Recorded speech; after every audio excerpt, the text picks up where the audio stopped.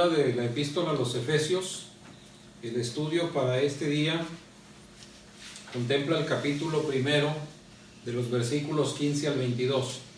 Los versículos introductorios del 1 al 14, Pablo habla de la consideración que debemos tener de todas las bendiciones con las que Dios nos ha dotado en la persona de Cristo Jesús: la elección, la adopción, la predestinación, el entendimiento, la sabiduría, la inteligencia. Pablo habla que Dios nos bendijo con toda bendición espiritual en los lugares celestiales en Cristo. Pero Pablo habla de verdades espirituales, de bendiciones que necesitamos comprender mejor para que estas bendiciones y la comprensión de las mismas nos alienten a seguir adelante, nos fortalezcan en la fe, nos den fuerza para seguir en el camino del Señor a pesar de todas las crisis que podamos enfrentar. Pablo dice que necesitamos entenderlas desde la perspectiva de Dios, que Dios nos dé espíritu de sabiduría y revelación en el conocimiento de Él. Y Pablo habla de que esta es una oración que él hace continuamente por la iglesia. Y por lo tanto sería muy importante tomar el ejemplo de Pablo y orar a Dios que nos ilumine, que nos dé espíritu de sabiduría y revelación para poder comprender mejor estas verdades que necesitamos nosotros para que nuestra fe se vea vigorizada cada día. Vamos a leer los versículos 15 al 17 para iniciar el estudio. Por esta causa también yo, habiendo oído de vuestra fe en el Señor Jesús y de vuestro amor para con todos los santos, no ceso de dar gracias por vosotros, haciendo memoria de vosotros en mis oraciones, para que el Dios de nuestro Señor Jesucristo, el Padre de gloria, os dé espíritu de sabiduría y de revelación en el conocimiento de Él. Sí. Alumbrando los ojos de vuestro entendimiento, para que sepáis cuál es la esperanza a que Él os ha llamado y cuál es la riqueza de la gloria de su herencia en los santos.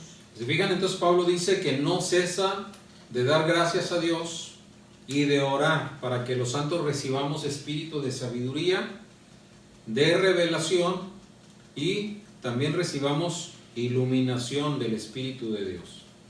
Sabiduría, Apocalipsis, revelación.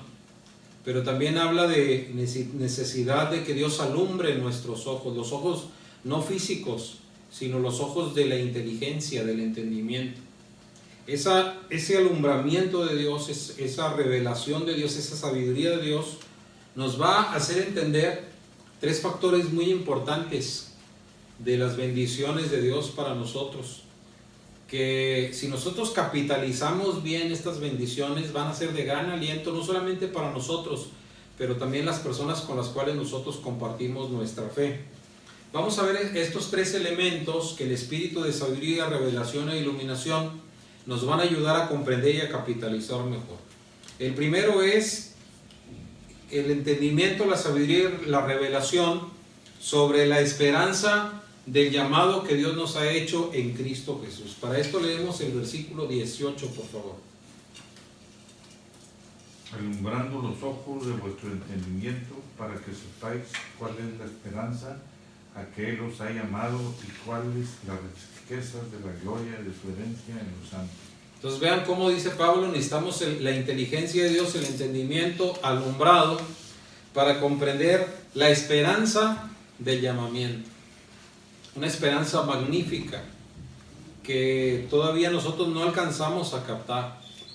Pero Pablo nos habla de lo importante que es comprender la esperanza, captarla y capitalizar la bendición de esa esperanza para que nos ayude a enfrentar desde la perspectiva divina que conoce todo el futuro, que tiene deparadas para nosotros grandes bendiciones en el futuro, y que ese aliento, esa espera, expectativa de lo que Dios tiene para nosotros en el futuro nos haga vencer las adversidades del presente. Pero también en el versículo 18 contiene otra de las cuestiones que Pablo quiere que entendamos con el espíritu de sabiduría y revelación, y es las riquezas de la gloria, de la herencia que tenemos en los santos, en Cristo Jesús. ¿Qué es aquí? No solamente la esperanza que hay para nosotros en el futuro, pero también la herencia en los santos, la heredad.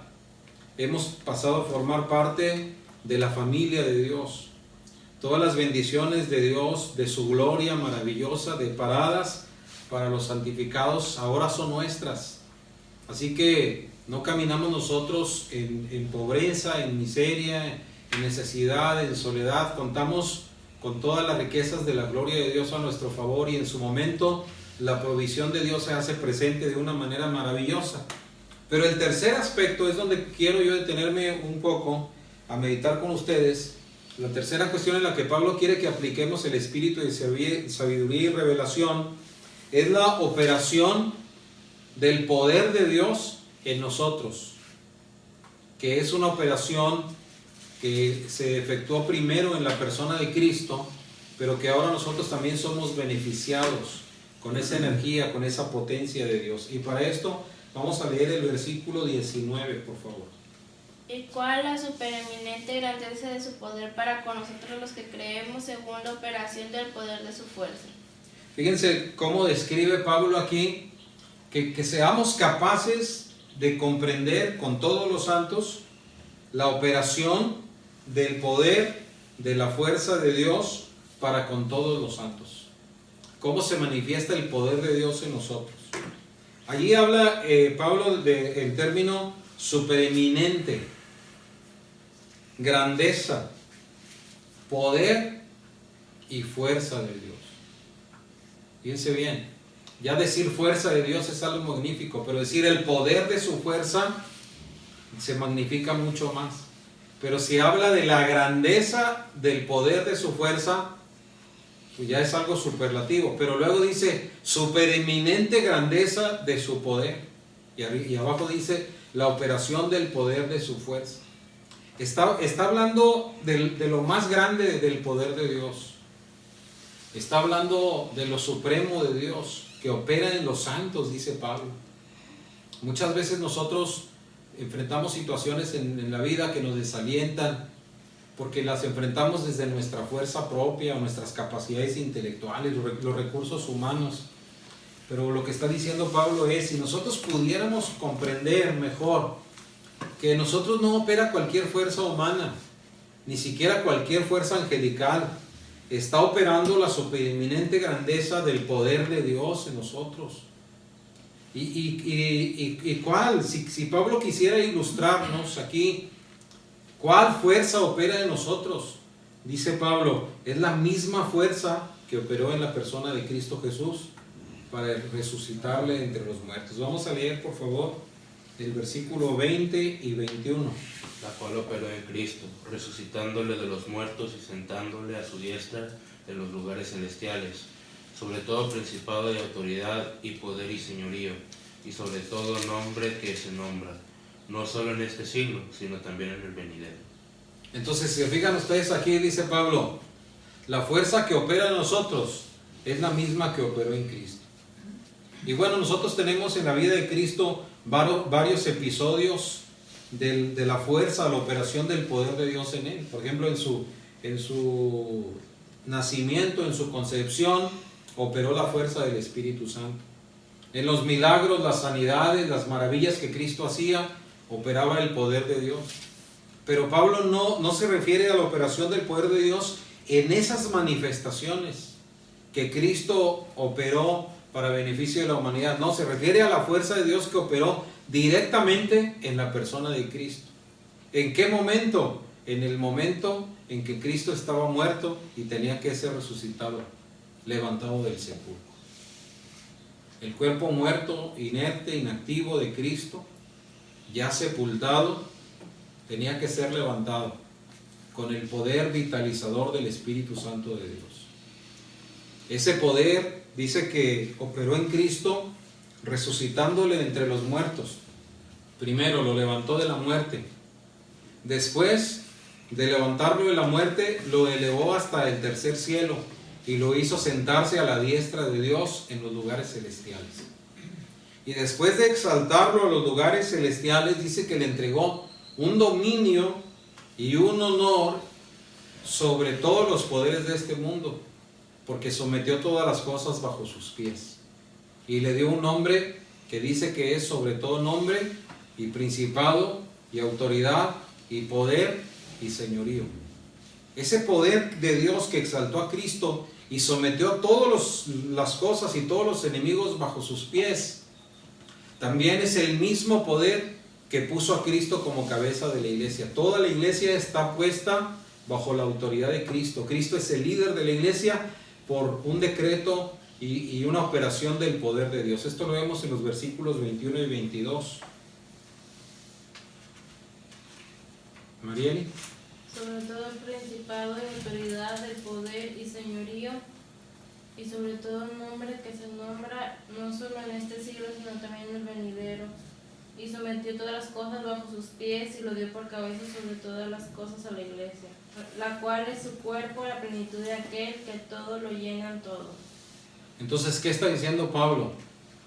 El poder de Dios que operó en Cristo y lo exaltó hasta lo sumo, el que venció a la muerte, el que venció a los enemigos y los sometió bajo sus pies, el que lo puso como cabeza y líder de la iglesia, es el mismo poder que opera en nosotros.